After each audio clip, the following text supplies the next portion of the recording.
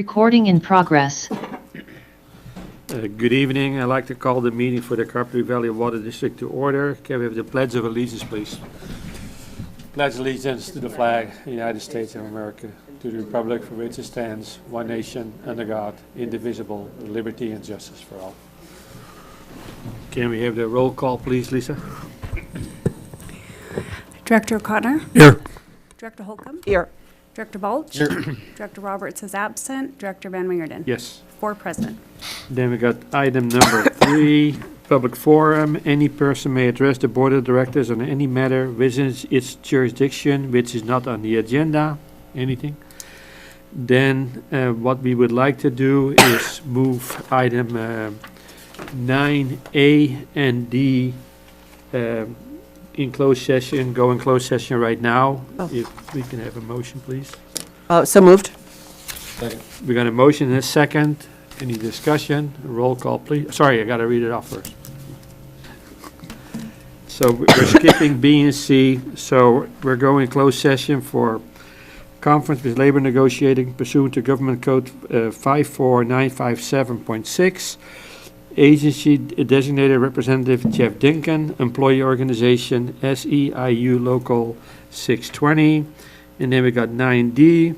Conference with legal counsel, anticipated litigation pursuant to paragraph 4 of the subdivision D of Government Code section 54956.9, one potential case, and we're going to go in closed session. You got a roll call.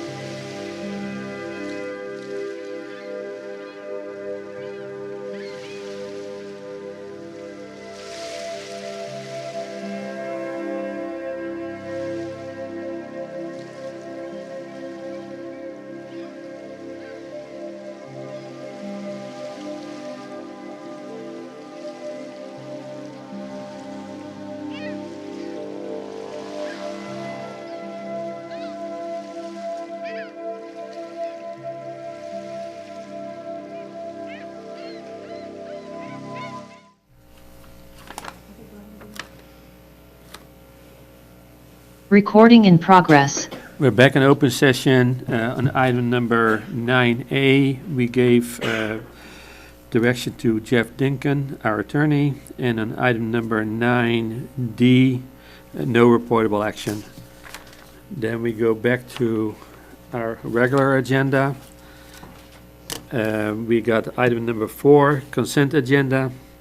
4A, we'll do them both unless there's discussion.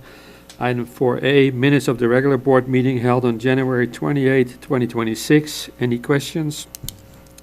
Then we got item number 4B, ratification of amendment to contract with Westwater Research for water supply alternatives modeling for CAP, alternatives analysis under General Manager's Authority in the amount of $26,775,000 not to exceed. Any questions there? I had a question. So that was work already done and information already provided, right? So what that was?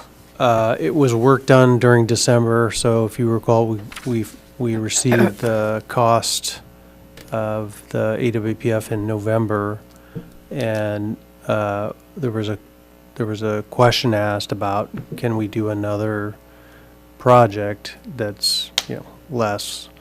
And so we had to take the existing model that had modeled generally 3 options. One was desal, one was kind of a groundwater bank up in the valley and CAP.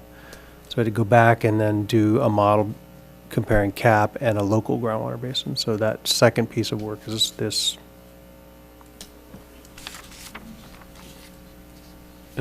Yeah, there was the work is done and this authorized.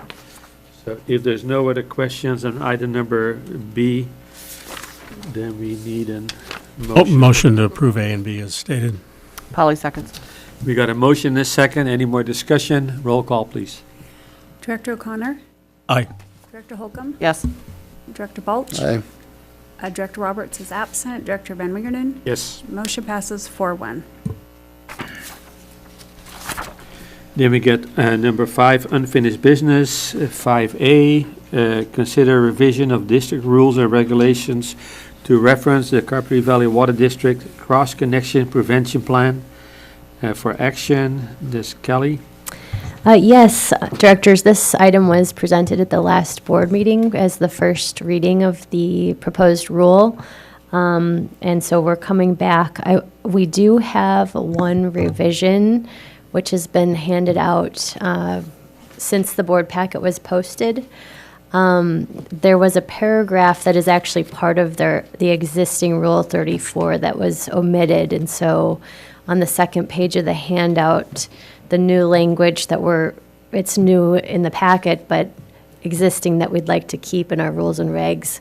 It says all customers with said devices shall perform tests annually with written confirmation of proper operation submitted to the district. Failure to test or repair defective devices may result in termination of water service, fines, and reconnection charges as specified in Appendix C. Again, that's already part of our existing rule. It just was omitted from the language. We'd like to keep that. So unless there's any questions regarding the language, the rest of it is all the same with, largely the same with some editorial changes. So we'd like to propose that the board adopt it, and we'd have to record that additional paragraph so that we could move forward with it tonight. Any questions? So moved. We got a motion and a second. Any more discussion? Roll call, please. Director O'Connor? Aye. Director Holcomb? Yes. Director Balch? Aye. Director Roberts is absent. Director Van Wingerden? Yes. Motion passes 4-1. Then we got item number 6, new business. 6A, consider authorization of contract with Koppel for valve insertions and main connection related to the City of Carpinteria's Avenue Bridge project in an amount not to exceed $77,613 for action. Kelly? Yes, directors, this is a project led by the city to replace the Carpinteria Avenue Bridge. It's something that's been discussed for a long time. It will result in better protection of our pipe, and As I understand, the schedule is to begin this summer, and so we're requesting authorization for 2 valve insertions, which will be needed to prepare the bridge for construction in order to isolate the portion of the pipe that crosses the bridge. And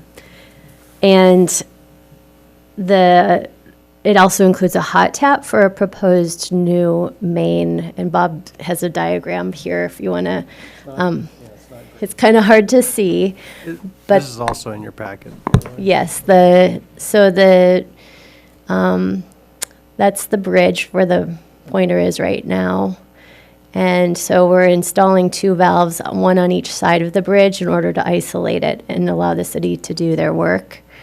There is an existing main, let's see, on Arbor Verde, that's the one where the pointer is. That will have to be abandoned, and a new main is proposed just to the right, along Conchaloma.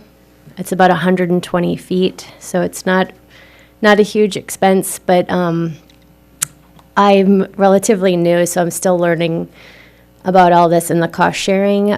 We recommend moving forward with these improvements just to keep the schedule going and not cause any delays. The valves take about 14 weeks lead time, so we have to start now in order to have it in place by June.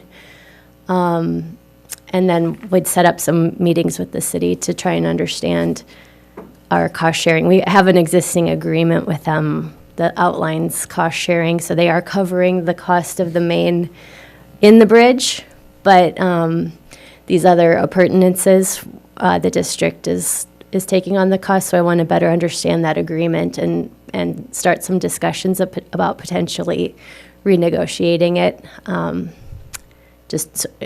concerned about setting a precedent of always having to pay for impacts of another agency's project, although I do recognize this does provide benefit to the district by protecting the pipe better.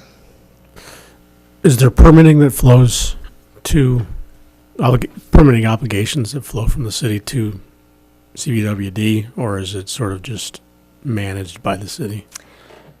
It's managed by the city. We will have to do some permitting for that new main on Conchaloma, but I think that'll be pretty straightforward. Very minor encroachment permit. So I support it. It's just that this has been kind of put on hold and then back up and then put on hold and back up. So are we reasonably confident that we're all ready to go, that the city's ready to go? And It seems like they're serious about moving forward, and so, yes. okay.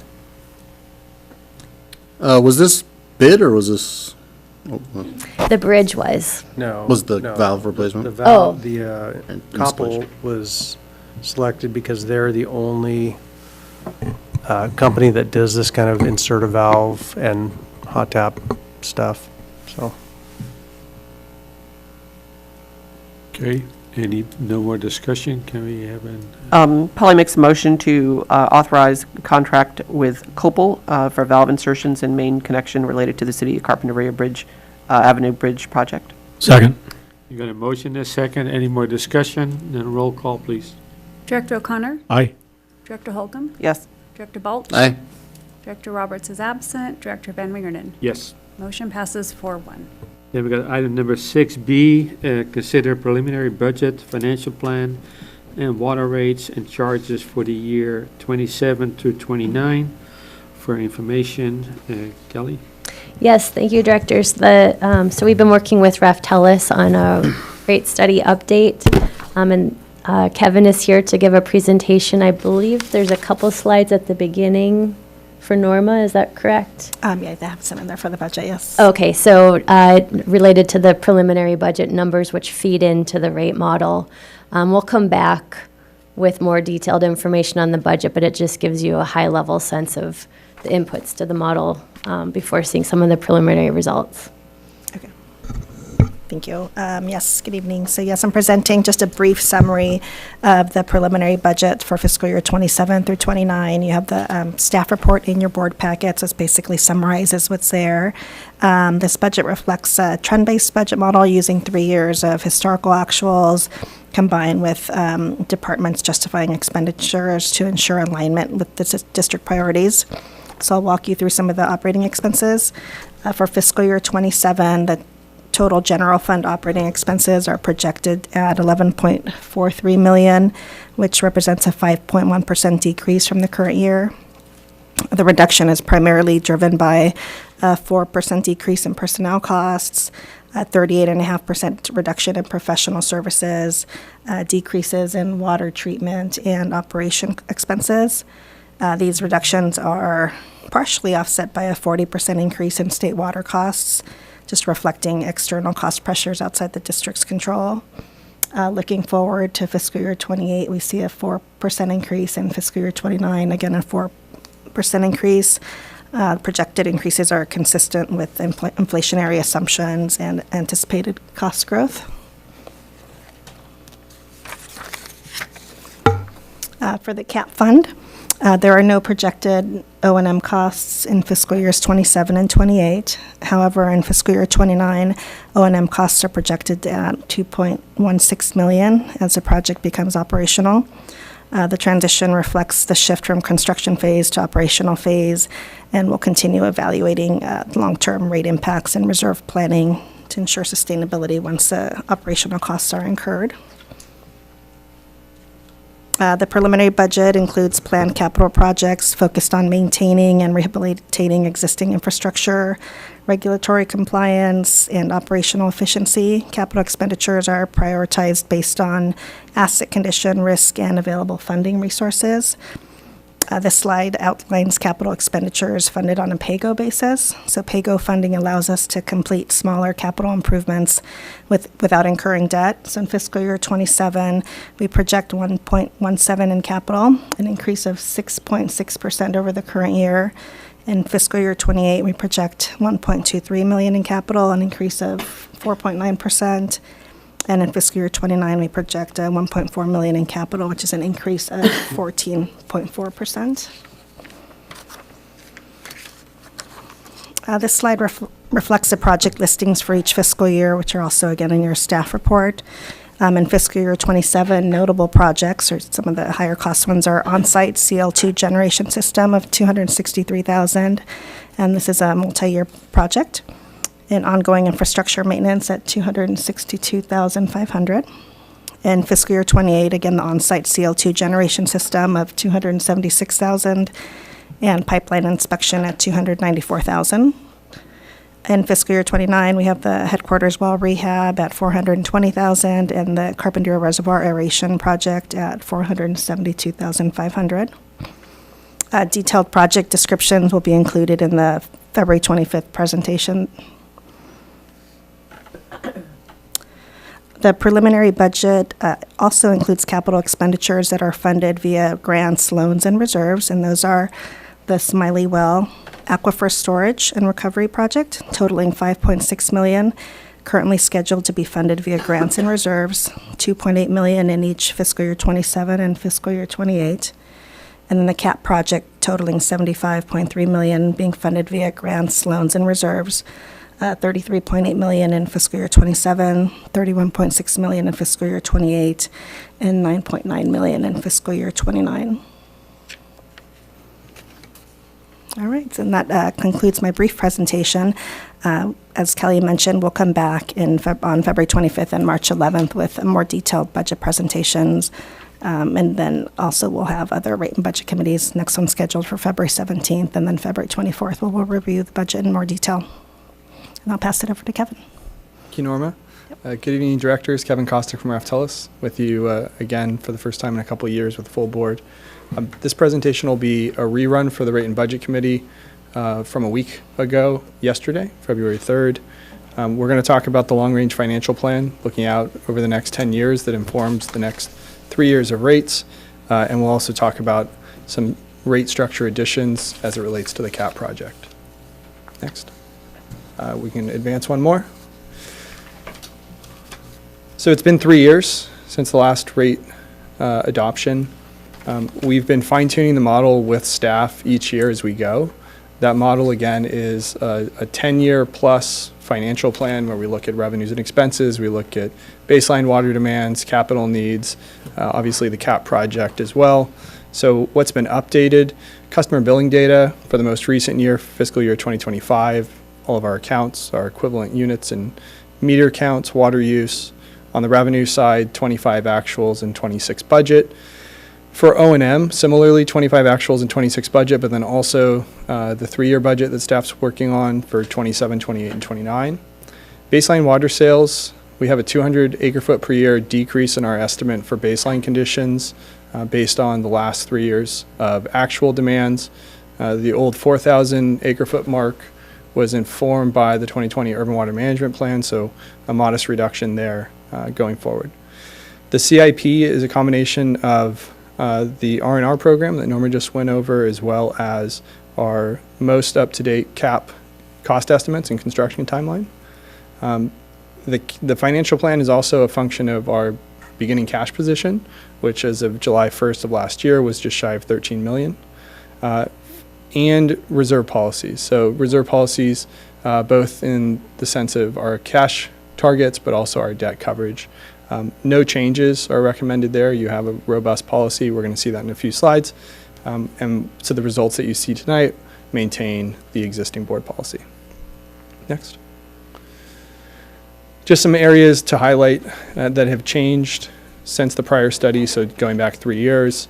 We see some fairly significant increases when we compare to the 24 study in places or departments like cater treatment, like personnel, and in JPA cost centers.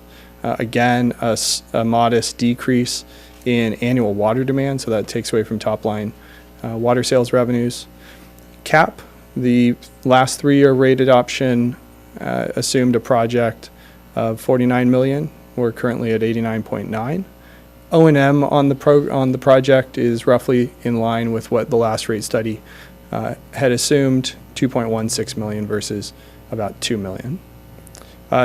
One more addition to our model is that as we look into the future, we're trying to meet cash targets as well as debt coverage. We also have functionality to be able to retire existing debt early using cash to take pressure off of future coverage. So if we dive into CAP in particular, I mentioned the total construction costs is at 89.8 million. How's that funded? 36.8 million in grants, 50 million in a future SRF loan, and then the residual is in cash expenditures. For O&M costs, what the model assumes is full operations for CAP in fiscal year 2029.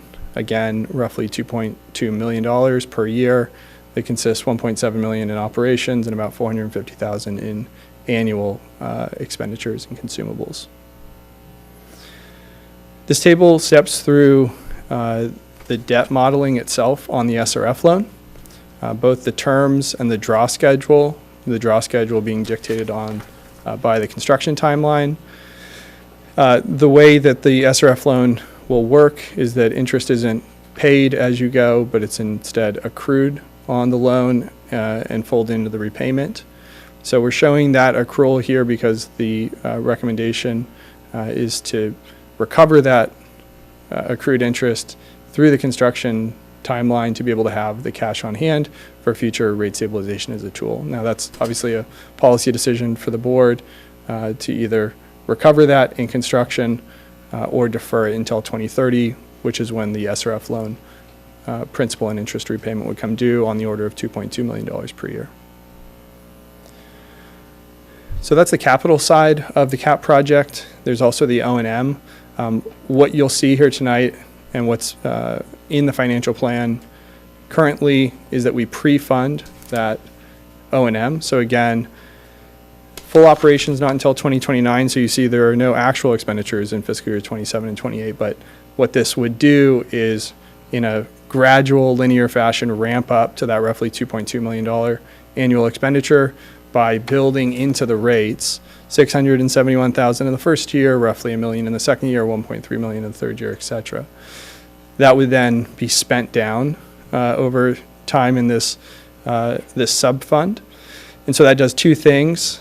It's a measured ramp up so that we don't have this big step function in 2029 where we add $2.2 million to the operating costs. It also gives us a cost in fiscal year 2027 so that we can make rates, have a dedicated rate component in this 3-year window. Can I ask a question? Is the SRF 50 or 55 million? Did I lose? 50, okay, thanks. Next slide. Just to revisit the adopted policy and translating the various components of the policy into dollars. So again, there's several components to the board's reserve policy, the largest of which is the operating reserve. We also have a capital reserve. There's contingency funds. The policies themselves are in the middle column and then the dollars to the right. The total unrestricted target based on that policy is about $16.7 million in current year terms, and that's just about 1 full year of operating cash, inclusive of O&M and debt service. Next. So here are the results based on, again, all the updates, revenues and expense projections, cap financing, et cetera. What we're looking at requiring is a 7.5% increase to rate revenues in the first year, 7.5% in the second year, and 4.5% in the third year of rates. This shows a 10-year projection, just so you can see the trajectory beyond the 3-year window. The next cycle would be 4, 4, and 3, and then 3% per year thereafter. So the charts, just as a refresher, on the top right chart is showing the projected ending cash balance in a given year. That's the blue bar, relative to the reserve policy of the board, which is the gray line. So we are under modestly in a few of those years in 28, 29, 30, and even into 31. So there's a trade-off there of being under policy to take a bit of pressure off rates. We could also resolve this to meet the policy in each year, which would add a bit of pressure to the rates in the near term. Lastly, this also includes the assumption that we retire, fully repay the 2016 A bonds in 2029. So that's reflected in a drawdown of cash in that year, but also in the debt coverage in that year. Okay. Next slide. Can I ask a question? Sure. The 3%, is that just the kind of industry standard that you guys are using when you get that far out? I mean, I know it's pretty far out there, but. No, that is a function of the trajectory of cash once we get beyond this construction window. And if we could go back a slide, it's really driven as much by meeting coverage in 20, 30, 31, and 32, where we're near minimums. As an industry, average rate increases are more on the order of 5 to 6% per year. But obviously this is a bit front-loaded because of cash needs and coverage needs in the near term. And then beyond that, there's a pivot point, and so you're actually under even probably your average cost increase when we think about all O&M expenses, capital cost inflation, et cetera. And I assume the 2016A payoff helps that in the latter years as well. It does. Beyond 2029, you don't need the cash that you would otherwise be spending each year on that. Thanks. Just to add a comment through the chair, there are standard escalators on various GLs that we use. Some are, below 2% or 3%, and some are above. So this reflects kind of an aggregate of those. Thanks. Okay. This is simply translating what the rate revenue adjustments are. So when we talk about those percentage increases, they're the increase in percentage terms to rate revenues relative to the current rate base. And so translating those into dollars, 7.5% next year would increase rate revenues on the order of 1.3 million. Now, the second piece to that is the capital portion, the accrued interest recovery that we talked about.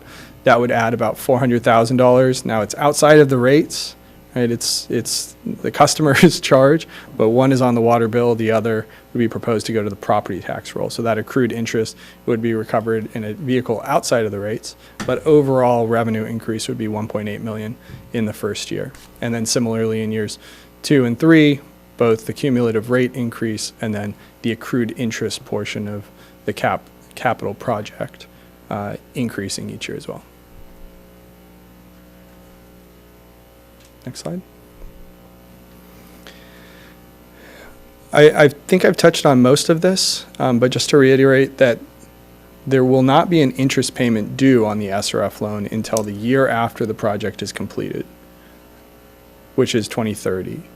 But the interest on each draw does accrue and is added to the total in repayment.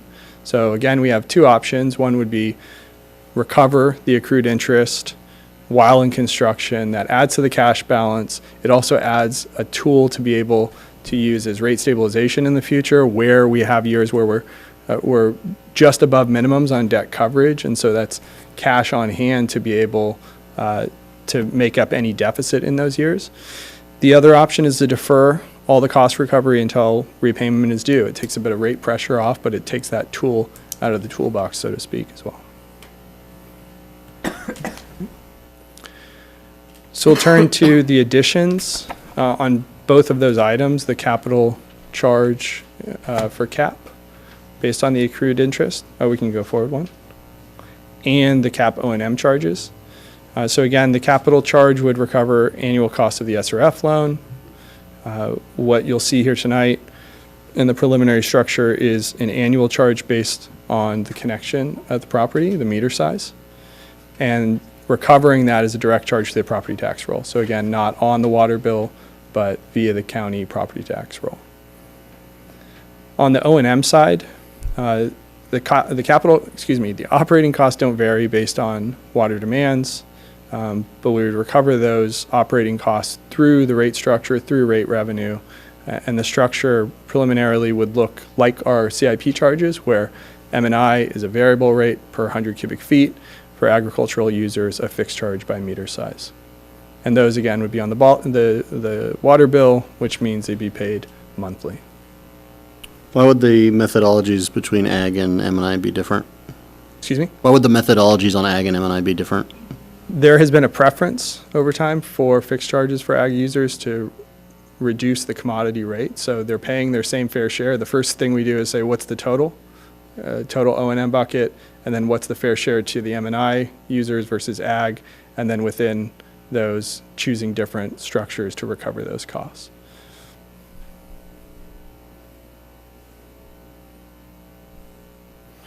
They can both be volumetric, they could both be fixed. The existing, again, the CIP structure as it is, fits this, where it's volumetric for M&I and fixed for ag, which has worked well for the district. So that's the proposal at the moment. We did have some discussion here about advantages and disadvantages to both. So on the capital side, when we recover costs by meter size, it's simple to calculate, it's simple to administer, it's familiar to customers. They pay that on their water bill currently.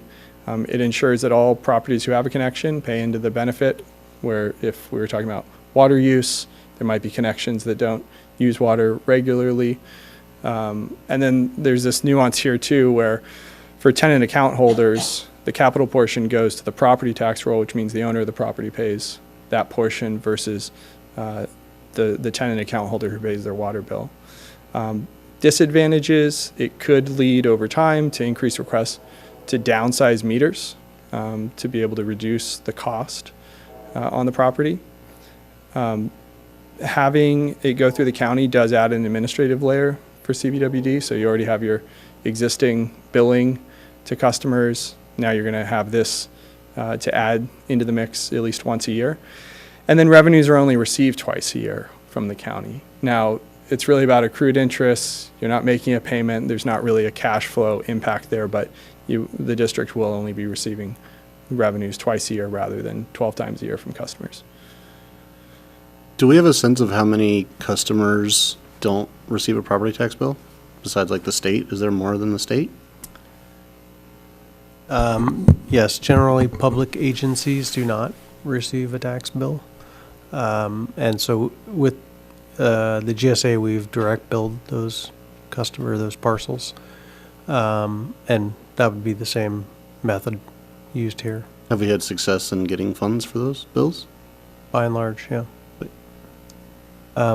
Through the chair, I just wanted to add one thing. The decision to do fixed charges on ag versus variable charges is, we heard from ag users that they prefer this method because they can plan for it.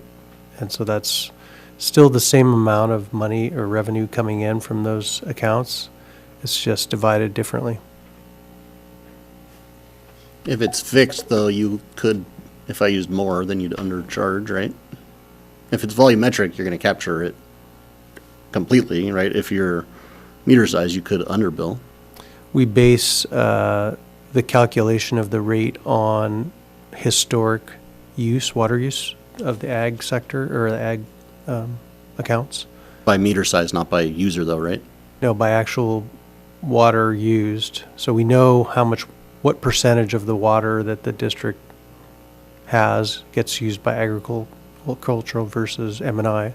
That goes into the model and then is used to divide the proportions between M&I and ag. But then once you get there, you have to divide it further by customer.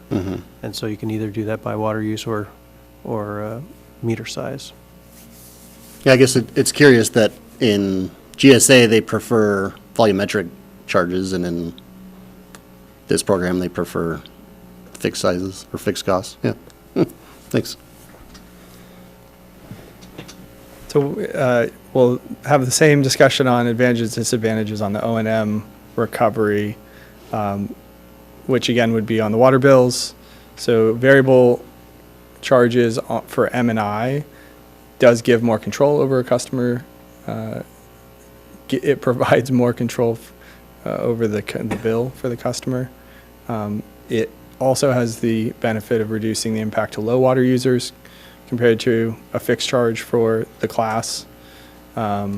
Disadvantages, ag customers who have large meters and low water use would have larger bill impacts. There is less revenue stability. There's a bit of uncertain revenue within M&I just by the nature of it being a variable rate. And as was, some may argue that having a different cost recovery structure between the classes is unfair, though again, this has been a lot of preference over the years and precedent in the existing rate structure, again, with the CIP charges that have this same structure. So, looking at what these charges actually look like in dollars and cents.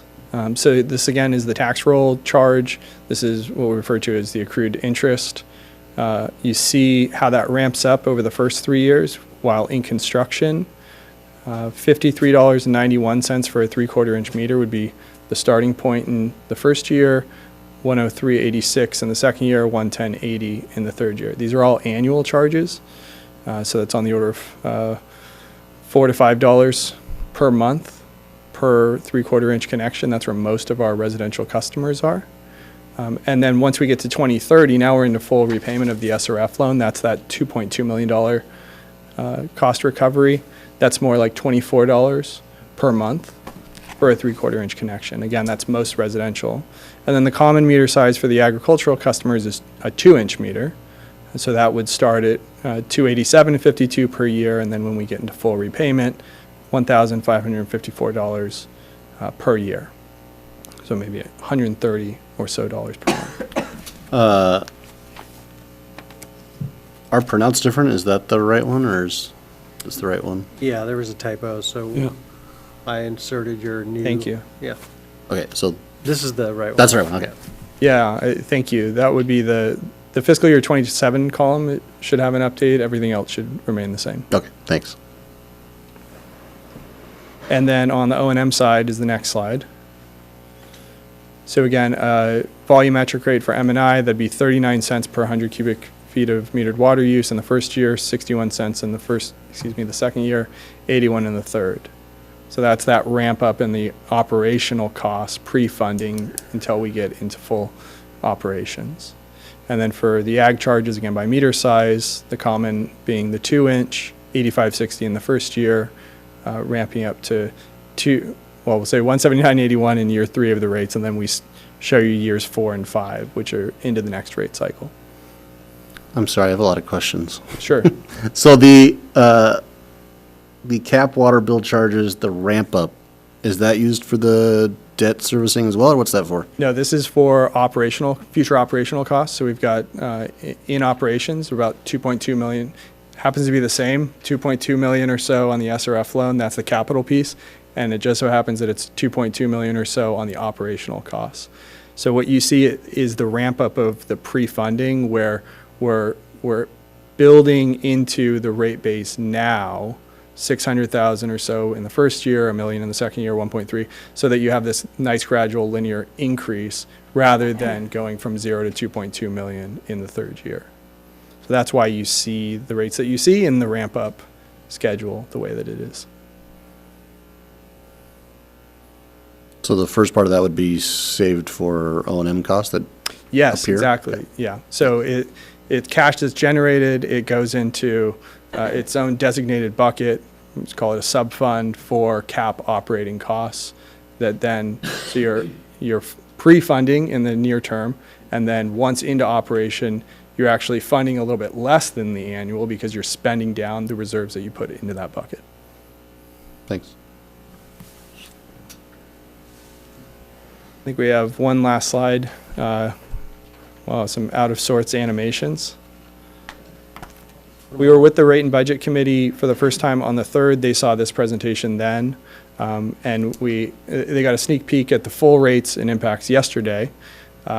We'll be back with you on the 25th, and I know that we've got a Rate and Budget Committee squeezed in on the 24th, and maybe again on March 10th for final rates, and then back to the board on March 11th. That's where we'd be looking for a final thumbs up on the rates and the rate study so that we can start our documentation. The report is important. It takes a while to draft, needs legal review, and that's why we see the window between March 11th and notices to customers postmarked by April 8th. That provides the minimum 45 days to get to a public hearing on May 27th and then implementation of new rates July 1st.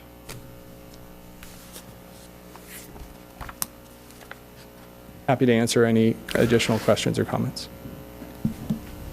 If I could, Chair, I just wanted to make a couple of comments at the risk of getting ahead of the department or director reports. We did review this in the 2 rate committee meetings, and the comments I would make is, in support of, the complexity of this modeling for one. So, really outstanding job.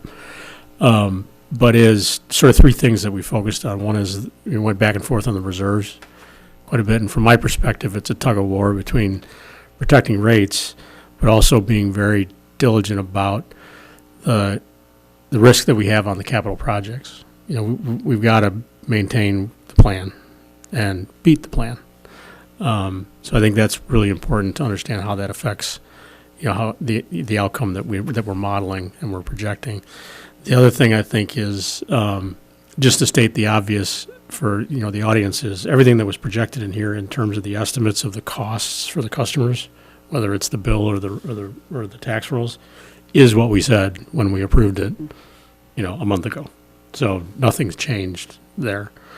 So I think those are 2 really key points that at least came up a couple of times.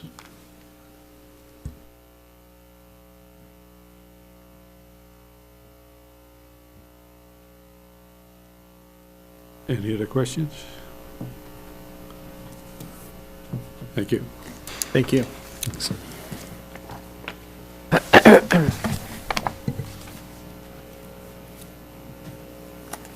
Then we go on to item number 6C, consider approval of the cap operations agreement for action. Chair, Chris? Sorry, go ahead. If you want to, just let us know what you're thinking and fill out a speaker slip when you're done, please. Just two quick comments. First of all, the construction cost has gone from 49 to 89 million. 49 to 80, that's almost 100%. Who in the world came up with 49 million? And how many years ago did that estimate happen? I think it's a scandal. 49 to 89? I'm embarrassed, and you guys should be too. Number two, my favorite subject is how you're going to pay for this. And if you're going to try to hide it in the tax bill, I think you should really consider not doing that. Put it on the monthly bills so it's more visible. I get my ranch tax bill every year, and I look at it, and it goes up, and I blame county, or I blame somebody, but it doesn't stand out that my water bill has doubled or tripled or whatever it is. So please consider charging on a monthly basis instead of on the tax bill. Thank you, Will. So item C then, consider approval of the CAP operations agreement for action. Kelly? Yes, we have Chris here from WSC. This agreement has been something that's been in the works for a long time between the Water District and the Sanitation District, and it really outlines some of the decision-making on how we'll work together. So Chris is going to give an outline of the agreement and some of the changes that have occurred. As I understand, the board has seen this before. The current version has been reviewed by staff and legal counsel of both agencies, and so it is a critical path item to getting our funding for the CAP project. So we're looking to get it, we're recommending approval tonight, and then it would go to the Sanitation District next week, unless there's any changes or revisions as per the direction of the board. Okay. Good evening, directors. Yes, thank you, Kelly. You gave a good little introduction there. I'll just quickly note this agreement in front of us here is largely the same agreement that you saw back in November. And in your packet, you've got two copies. One is a nice clean version, and then the other is a red line version. The red line being representing all the changes that were made since the last time you saw the agreement, incorporating the feedback that we received during that time. So this presentation, I'm just going to walk through each of the articles of the agreement, kind of highlighting the intent of that article, and then sort of the highlights of what the changes are that were made. So it's a little hard to see here, yes, but just wanted to acknowledge again, this is the third agreement in the cooperative agreements between the Water District and the Sanitation District, with the first two being approved a little over a year ago, that being the lease agreement and then the joint exercise of powers agreement. And then this final agreement, again, sort of outlines the operations of CAP. So we've got 9 main articles to the agreement, and I will just walk through each one. So this first, first article is just scope, nature, and purpose. I think there was a comment made regarding to include a cross-reference with the JEPA and the lease agreement, and so we simply added a statement to that. That bullet point there at the bottom is meant for Article 2. I apologize for that. So we can go down to Article 2. Article 2 is our general provisions. Really, it's just all of our definitions. These definitions supplement the definitions used in the operations agreement. Major changes that we made here: one, we deleted the minimum value of what was considered a capital modification. And the prior agreement indicated that the items that were less than $2,000 and up to 10,000 as a cumulative capital modification would not be considered a capital modification. The original idea there was that for small items that needed to be done, we didn't want to go through the process that the agreement outlines for a capital modification, just trying to streamline some things for small items.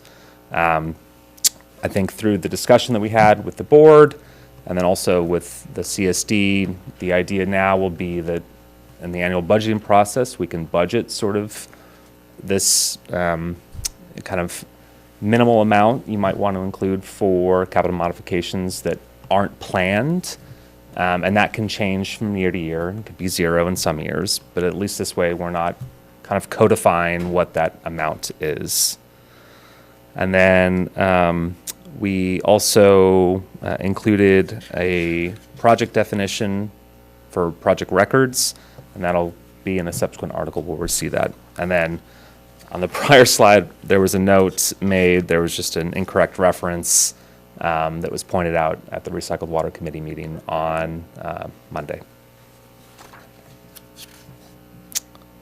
Okay, Article 3, this is our construction phase services article, so really everything within Article 3 is intended to cover from effectively now or when this agreement is executed to the completion of the commissioning phase.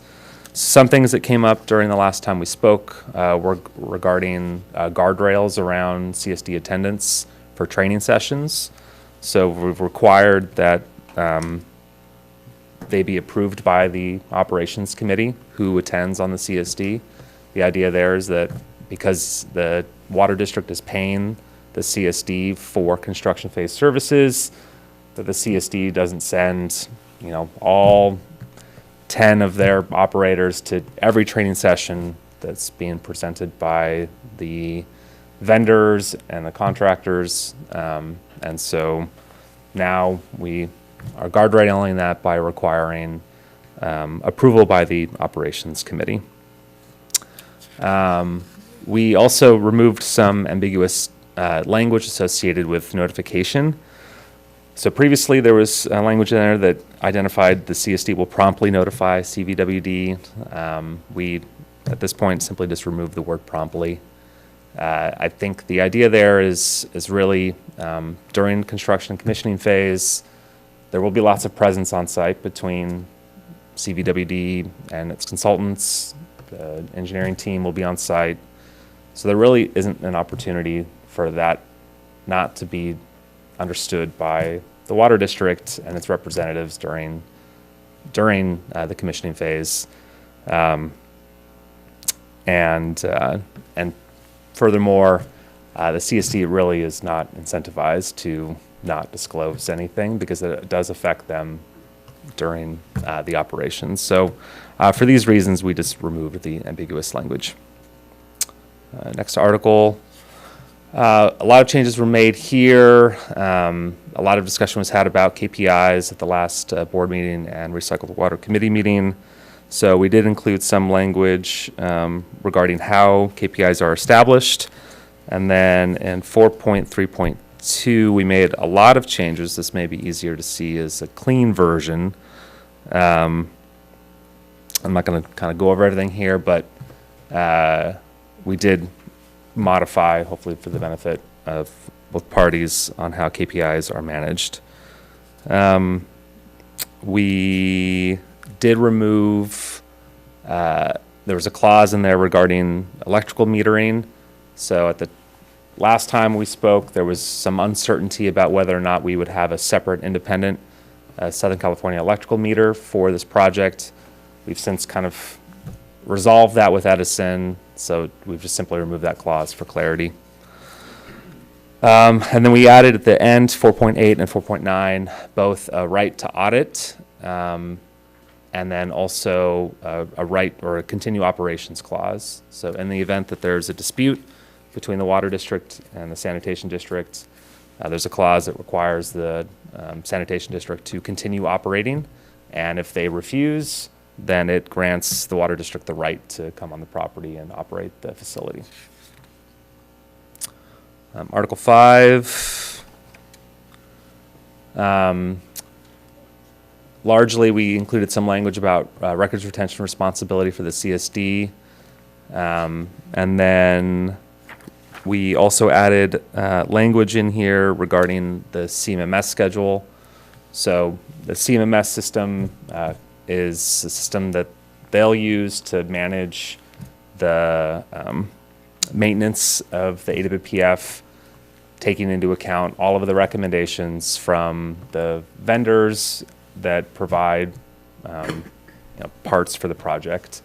And so should there be a disagreement or a difference between what the CSD believes is the appropriate maintenance schedule for a piece of equipment and what the vendor may be recommending, that needs to be approved by the operations committee. That approval wasn't previously in there. Staffing, we reinforced CVWD's approval of the chief plant operator. That kind of was implied, but not as implicit as now. We established a time frame for finalizing staffing. So we now are going to require that staffing plan be in place prior to commissioning. And then I would just clarify, permanent AWPF staffing changes require a joint management committee approval.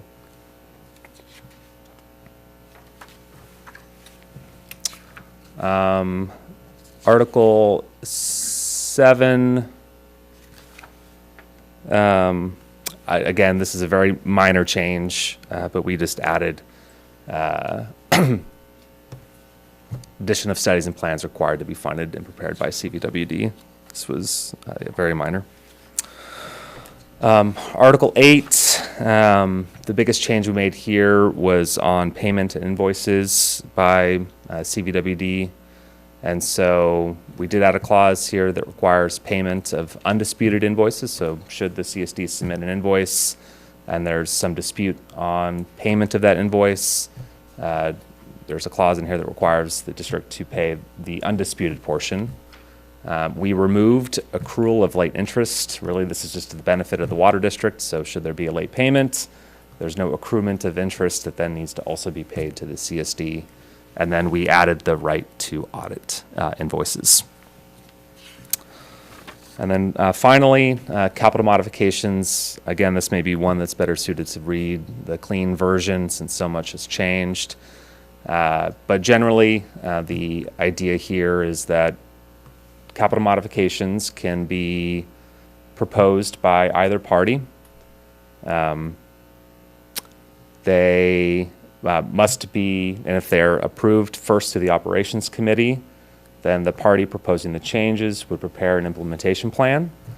That implementation plan gets submitted as a part of the annual budgeting process to the JMC for approval in a subsequent year. And if there's a change to that budget, that project needs to go back through the JMC for approval. That's kind of really simplified it. We got rid of the language regarding, allowance to exceed up to 120%. The idea there is that, okay, we'll just budget in contingency, but again, if that contingency is exceeded, which would have been approved through the annual budgeting process, then that project needs to go back through the annual budgeting process. And that is it.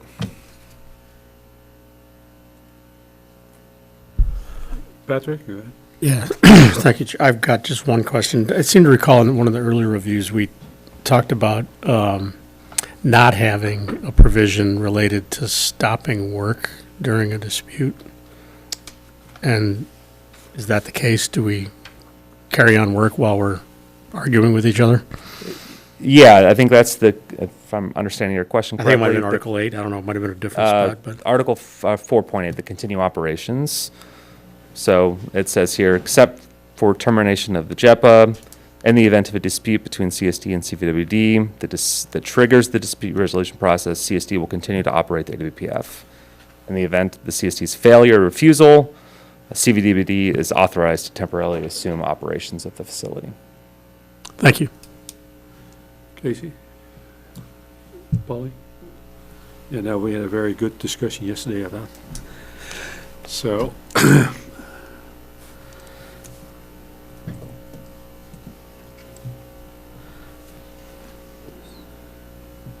you need a motion? Yeah. Okay, so Polly makes a motion to approve the contract for CAP operations agreement. Second. you got a motion and a second. Any more discussion? Then roll call, please. Director O'Connor? Aye. Director Holcomb? Yes. Director Baltz? Aye. Director Roberts is absent. Director Van Wingerden? Yes, Motion passes 4-1. thank you.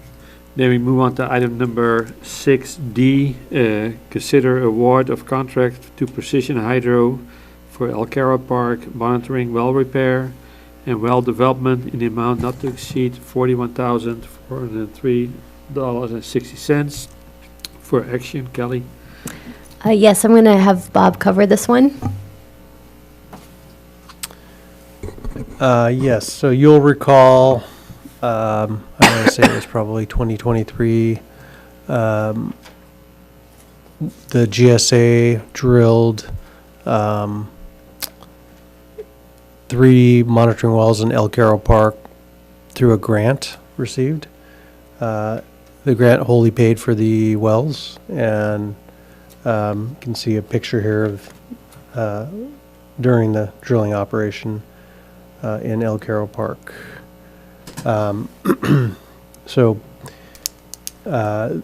Precision Hydro were the drillers for that project, and at the time the funding was available for the GSA, and so we went after that grant funding and got it.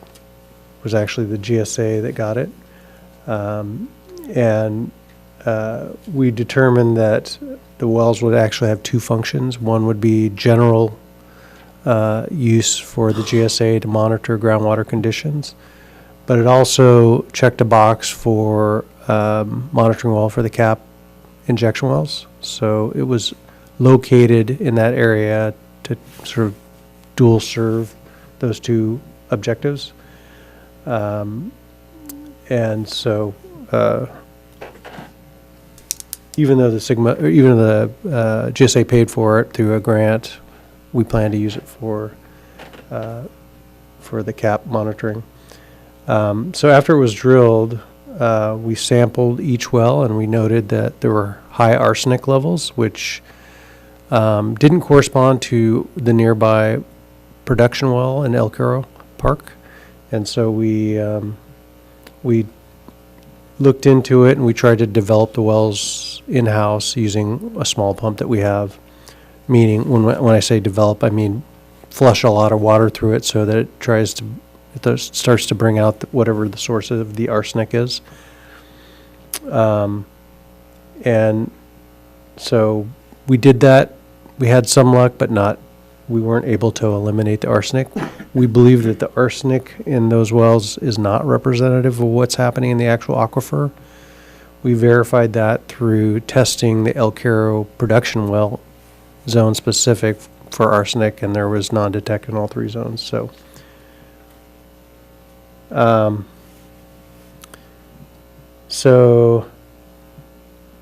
kind of covered this already. So one of the other things that occurred when we finished the project is we detected a separation in the casing of the well, of one of the wells, the deep well. It was about 180 feet down, and the perforations on that well are around 1,300 feet down. So when we looked at it, we had the concrete seal tested. We sent a device down there to test the concrete seal to make sure it was intact and there weren't voids. And we determined it was intact and it was solid. So we determined that we weren't worried about water getting in through that separation, and then moved on. But in recent samples that we've taken, we're starting to see nitrate levels, which you would not expect in the very deepest aquifer zone. And so we determined that water must be getting in at that separation. And so we began looking at ways to repair that and collaborating with Precision Hydro on how to fix this. We came up with a plan and then negotiated the repair of that with them, splitting the cost of the work. Can I ask a question? Yes.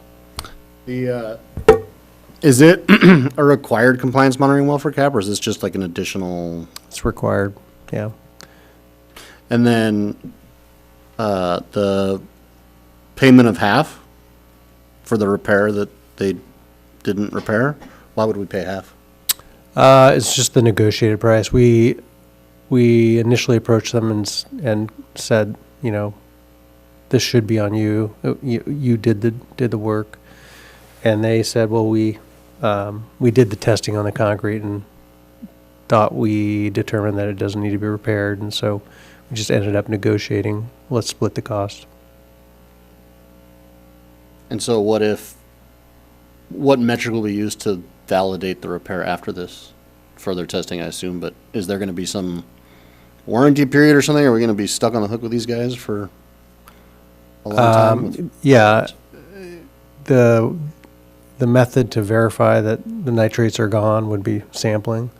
We don't need to, we only went back to these guys because they originally installed it and were willing to pay for half of the repair.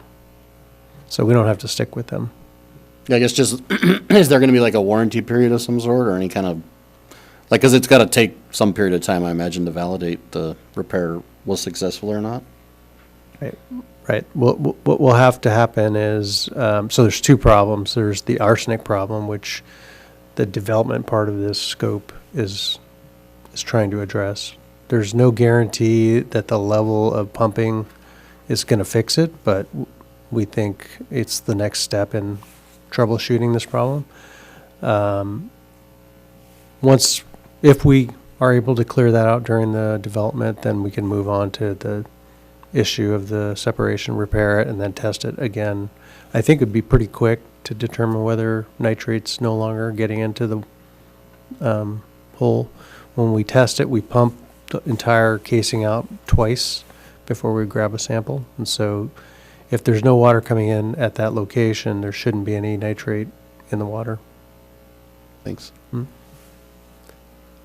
Go ahead, Bob. Yeah, just wanted to continue on that arsenic is an important constituent with respect to the CAP project because sometimes when you inject certain types of water, they could liberate arsenic from the existing geology. And so the regulators really want to know, they want to see water that represents what's happening in the aquifer. And so until we can clear whatever's causing, could be drill cuttings that are still, or mud that's still left down there. Until we can clear that out, we can't use these wells as a monitoring well for CAP. Patrick? Holly, we're good? Oh, let me get to the airlifting part. So the second part of this scope is airlifting to develop the monitoring wells. I talked about it a little bit, and it's essentially lowering a pipe to the bottom of each well, and they have an eductor where they pump air through it, and that causes water to rise through the pipe. And our current setup is we have these small, 5 horsepower motors, 5 to 10 horsepower motors. They really can only get up to, up to 10 gallons per minute. This will be able to pump something like, 50 to 60 gallons per minute. So its magnitude's higher. So we expect to be able to remove a lot of the material that's stuck down there. This was a number of hours was set for development for each well. So to answer your question, will this come back and will we have to pay more? It's possible if we can't resolve it with the number of hours that we've allocated to it. I won't go through all these repairs, but mainly the repair is a 2-inch sleeve that with packers on each end that we lower down and wedge in there. so that it basically isolates that section that is separated. Development I talked about. And so fiscal impact is, as I said, repair will be $12,903.60 with a 10, which includes a $10,000 discount. So, and then the development will be $28,200, which is discounted because they'll already be out there for the other thing. So totaling $41,103 for Precision Hydro. We did sole source this, as I said, because, you know, they'd been working on the well previously, and we felt that they could give us some value in the way of a discount. And then I have on here, this is the next item. So the construction or the operation will require oversight, and so we asked Pueblo Water Resources to give us a proposal for oversight. They've been assisting with trying to repair and develop these wells so that they are compliant with the needs of CAP. And so they provided a proposal for $17,225, added a 10% contingency totaling $18,948. So when we move to the next item, we'll ask you that same recommendation, but the facts are generally the same for that contract. Did we decide to go to Pueblo, or did Precision? We did, yeah. Okay, we decided to add them in as a, Yeah, I'm happy about they that. typically are, well, they were involved in the original wells. Oh, okay. And they typically hold the contractor accountable. So this work is, instead of being charged to Sigma, it's going to be charged to CAP because of this arsenic problem is really related to CAP compliance. So staff recommendation to award contract to Precision Hydro, a sole source contract for $41,103.60 to complete the work on El Caro Park monitoring wells. I have a quick question. What's like the site impact look like? Yeah, so it won't be, so there will be a rig that needs to be deployed. So we're working with the city to find out what they need, what we need to do to make sure that the park's protected and the neighbors are protected. But in general, it's a pump rig that goes out there and has a, has a little swing up arm that they lower the pipe in, and it's like, I think it's 2-inch pipe, so it's not a lot, but there will be a compressor out there to supply the air for the airlifting, which will potentially be loud. So we're going through the city and trying to figure out what we need to do in terms of the neighbors and the park. And time-wise, you know what that looks like? The length of time, or when we Both, plan? I guess. Yeah. Well, we'd like to get it done before this summer, and as far as time-wise, I would say probably 2 weeks. Thanks. I'll make a motion if we're ready. Second. To approve item D for 41,403.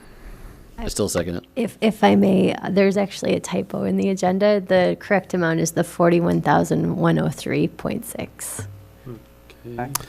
Amend the motion to reflect the correct number. Second. We got a motion and a second. Any more discussion? Then roll call, please. Director O'Connor? Aye. Director Holcomb? Yes. Director Balch? Aye. Director Roberts is absent. Director Van Wingerden? Yes. Motion passes 4-1. And then we go on to item number 6E, and Bob already explained that.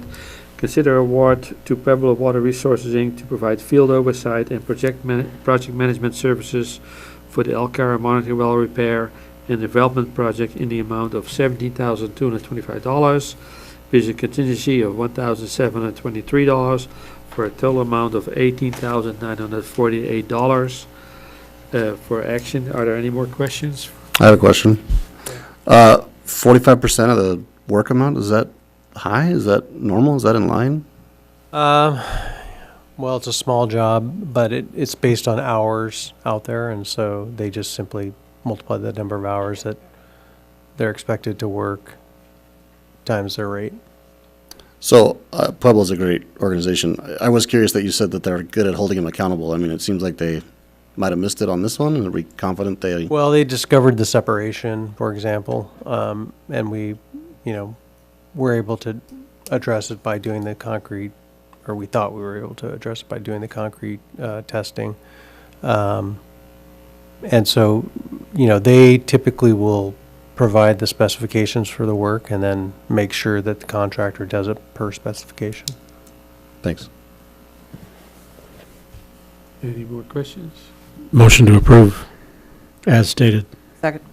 We got a motion and a second. Any more discussion? And roll call, please. Director O'Connor? Aye. Director Holcomb?